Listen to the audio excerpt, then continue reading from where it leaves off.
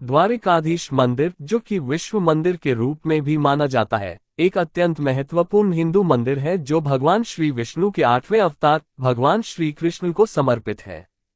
यह मंदिर भारत के गुजरात राज्य में स्थित है और इसकी विशेषता इसके 72 स्तंभों द्वारा समर्थित और 5 मंजिला इमारत के मुख्य मंदिर में है। इसका इतिहास 2200 से 2500 साल पुराना है, जिसे पुरातात्विक निष्कर्ष द्वारा साबित किया गया है। इस मंदिर का निर्माण कृष्ण के पड़पोते वज्रनाभ ने किया था और इसलिए यह पुष्टिमार्ग मंदिर है, जो वल्लभाचार्य और विठलेशनाथ द्वारा दिशानिर्देशों और अनुष्ठानों का पालन करता है। इसे भारत के 4 धामों में शामिल किया जाता है और आज भी इसके भीतर एक स्मारक है जो शंकराचार्य की यात्रा को समर्पित है। हिंदू कथा के अनुसार द्वारका का निर्माण भगवान कृष्ण द्वारा भूमि के एक टुकड़े पर किया गया था जो समुद्र से प्राप्त हुआ था। एक बार ऋषि दुर्वासा कृष्ण और उनकी पत्नी रुक्मिणी से मिलने गए। ऋषि की इच्छा थी कि जोड़ा उन्हें अपने महल में ले जाए। ये जोड़ा आसानी से सहमत हो गया और ऋषि के साथ उनके महल में जाने लगा। लेकिन कुछ दूर जाने के बाद रुक्मिणी थक गईं और उन्होंने कृष्ण से पानी मांगा। कृष्णा ने एक पौराणिक छेद खोदा जो गंगा नदी से लाया गया था। ऋषि दुर्वासा उग्र हो गए और रुक्मिणी को जगह में रहने के लिए शाप दिया। जिस मंदिर में रुक्मिणी का मंदिर पाया जाता है, माना जाता है कि वह जिस स्थान पर खड़ी थी वहीं पर है। गुजरात के द्वारका शहर का एक इतिहास है जो सदियों पुराना है और इसका उल्लेख महाभारत महाकाव्य में द्वारका साम्राज्य के रूप में मिलता है। इस शहर को भगवान कृष्ण की राजधानी के रूप में वर्णित किया गया है और गोमती नदी के तट पर स्थित है। स्क्रिप्ट के साथ एक पत्थर के खंड के रूप में साक्ष्य, जिस तरह से पत्थरों को कपड़े पहने हुए दिखाया गया था कि डावल्स का उपयोग किया गया था, और साइट पर पाए गए अंक की एक परीक्षा से पता चलता है कि बंदरगाह की साइट केवल ऐतिहासिक समय की है, जिसमें कुछ पानी के नीचे की संरचना देर से हो रही है। मध्यकालीन तटीय क्षरण संभवतः एक प्राचीन बंदरगाह के विनाश का कारण था। हिंदू धर्म में मान्यता है कि मूल मंदिर का निर्माण कृष्ण के आवासीय महल के ऊपर कृष्ण के महान पुत्र वज्रनाभ द्वारा किया गया था। चालुक्य शैली में वर्तमान मंदिर का निर्माण 15 से 16वीं शताब्दी में किया गया है। यह मंदिर 21 मीटर का क्षेत्रफल 21 मीटर और पूर्व पश्चिम की 9 मीटर और उत्तर दक्षिण चौड़ाई 23 मीटर है।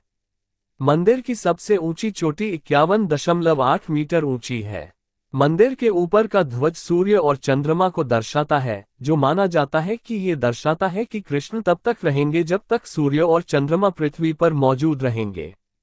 ध्वज को दिन में 5 बार से बदल दिया जाता है, लेकिन प्रतीक समान रहता है। मंदिर में 75 स्तंभों पर निर्मित 5 मंजिला संरचना है। इसका शिखर 78.3 मीटर ऊंचा है। मंदिर का निर्माण चूना पत्थर से हुआ है जो अभी भी प्राचीन स्थिति में है। मंदिर में क्षेत्र पर शासन करने वाले राजवंशों के उत्तराधिकारियों द्वारा की गई जटिल मूर्तिकला का विस्तार दिखाया गया है। मंदिर में 2 प्रवेश द्वार हैं। मुख्य प्रवेश द्वार उत्तर प्रवेश द्वार को मोक्ष द्वार कहा जाता है और यह प्रवेश द्वार एक को मुख्य बाजार में ले जाता है। दक्षिण प्रवेश द्वार को स्वर्ग द्वार कहा जाता है। इस द्वार के बाहर 56 सीढ़ियां हैं जो गोमती नदी की ओर जाती हैं। मंदिर सुबह 6 बजे से दोपहर 1 बजे तक और शाम 5 बजे से रात 9:30 बजे तक खुला रहता है। कृष्ण जन्माष्टमी त्योहार या गोकुलाष्टमी कृष्ण का जन्मदिन वल्लभा 1473 से 1531 द्वारा शुरू किया गया था। द्वारकाधीश मंदिर की 10 रोचक बातें। भारत के गुजरात राज्य के पश्चिमी सिरे पर समुद्र के किनारे स्थित 4 धामों में से एक धाम और 7 पवित्र पुरियों में से एक पुरी है द्वारिका। यहाँ पर श्री कृष्ण का एक प्राचीन मंदिर है और समुद्र में डूबी हुई द्वारिका नगरी। यहाँ पर चलिए जानते हैं मंदिर के बारे में 10 रोचक बातें। 1. द्वारिका में 2 अलग अलग धाम हैं, एक है गोमती द्वारिका और दूसरा है बेट द्वारिका। गोमती द्वारिका एक धाम के रूप में माना जाता है, जबकि बेट द्वारिका एक पुरी के रूप में जाना जाता है। बेट द्वारिका तक पहुंचने के लिए समुद्री मार्ग का सहारा लिया जाता है। 2. 4 धामों में से एक द्वारिका धाम का मंदिर लगभग 2000 से भी अधिक वर्ष पुराना है। इस मंदिर से लगभग 2 किलोमीटर दूर एकांत में रुक्मिणी का मंदिर स्थित है। कहा जाता है कि दुर्वासा के शाप के कारण उन्हें एकांत में रहना पड़ा। 3. वर्तमान में जिस स्थान पर उनका निजी महल हरिगृह था, वहां आज प्रसिद्ध द्वारकाधीश मंदिर है और बाकी नगर समुद्र में है। 4. मान्यता है कि इस स्थान पर मूल मंदिर का निर्माण भगवान कृष्ण के प्रपौत्र वज्रनाभ ने करवाया था। बाद में समय समय पर मंदिर का विस्तार और जीर्णोद्धार होता रहा। मंदिर का वर्तमान स्वरूप 16वीं शताब्दी में प्राप्त हुआ था। हालांकि द्वारकाधीश मंदिर द्वारका का मुख्य मंदिर है, जिसे जगत मंदिर ब्रह्मांड मंदिर भी कहा जाता है। कहा जाता है कि जगत मंदिर द्वारकाधीश मंदिर का मुख्य मंदिर लगभग 2500 वर्ष पुराना है और इसका निर्माण भगवान कृष्ण के परपोते वज्रनाभ ने किया था। 5. कहा जाता है कि प्रभु श्री कृष्ण प्रतिदिन उत्तराखंड में चमोली में स्थित बद्रीनाथ धाम में सरोवर में स्नान करते हैं।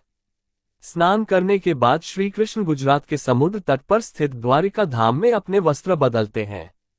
द्वारिका में वस्त्र बदलने के बाद प्रभु श्री कृष्ण ओडिशा के पुरी स्थित जगन्नाथ धाम में भोजन करते हैं। जगन्नाथ में भोजन करने के बाद प्रभु श्री कृष्ण तमिलनाडु के रामेश्वरम धाम में विश्राम करते हैं।